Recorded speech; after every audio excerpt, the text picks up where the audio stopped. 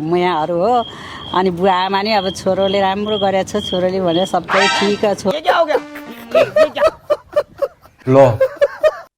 माखाले निल्ले यार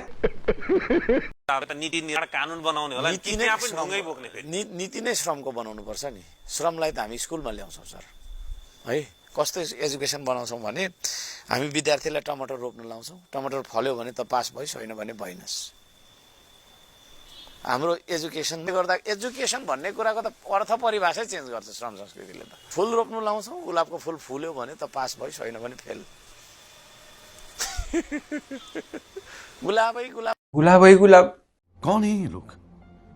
शेरबहादुर र आर्जुले टिकट बाँडेको हुँदाखेरि चाहिँ थोत्रो पार्टी गगन थापाले टिकट बाँड्ने बित्तिकै नयाँ पार्टी हुन्छ सही हो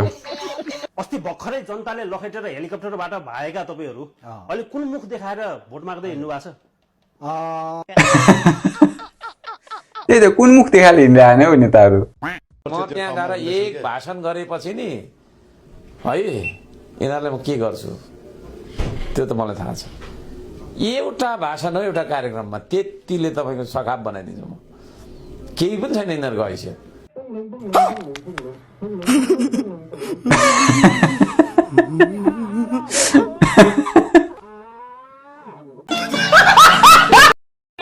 जनताहरूको लागि बस्नलाई रुखमुनि चौतारा बनाइदिने छु सुन र चाँदीको भाव घटाउने छु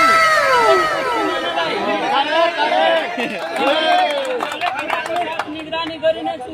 प्रशासनहरूको तलबमा वृद्धि गरिने छु दहेज प्रथामा नेपाल सरकारबाट दहेज लिने र दिने यो मान्छेले जिताउनै पर्यो सुन चाँदीको मूल्य घटाइदिनु भयो यो मान्छेले समझ रहे हो ना हाम्रो महेश बस्नेत सरलाई तपाईँ के सुझाव दिन चाहनुहुन्छ तपाईँले यो भन्दै गर्दा म उहाँलाई सल्लाह भन्दा भने हजुर एउटा महत्त्वपूर्ण गिफ्ट दिन चाहन्छु के गिफ्ट हजुर उहाँलाई झिँगाले दुःख दिएको भन्ने कुरा तपाईँ बाघ हो उहाँ बाख्रा हो जम्तिनु तपाईँ बाघ हो उहाँ बाख्रा हो जम्टिनुहोस् गरे भोट जति जान्छ आइमाईको जान्छ लोग्ने मान्छे र विदेशमा बस्ने मोबाइलबाट मात्रै कताकोले जितो के आरो मैले के हालो भनेर उही मोबाइलबाट मात्रै पुराउने म त महिलाहरूसँग मिल्ने मान्छे हो नि त